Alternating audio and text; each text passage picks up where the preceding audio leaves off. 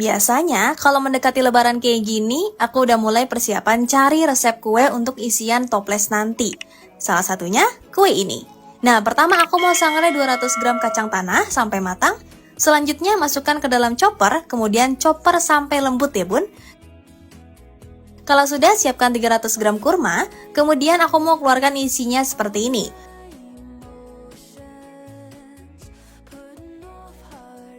Kalau sudah, masukkan ke dalam chopper, lalu chopper sampai lembut ya bun. Siapkan mangkuk, masukkan kacang halus dan kurma yang sudah kita lembutkan tadi. Selanjutnya uleni sampai semua bahan tercampur rata. Nah, kalau sudah, ini aku mau potong-potong adonannya menjadi 3 sama rata. Kemudian, buat memanjang dan bentuk kotak seperti ini. Baluri dengan wijen yang sudah disangrai, ini cukup ditekan-tekan seperti ini ya bun. Kalau sudah, aku mau buat cekungan di atasnya menggunakan sumpit. Selanjutnya, isi cekungannya menggunakan coklat putih yang sudah dicairkan. Lalu buat motif menggunakan coklat seperti ini.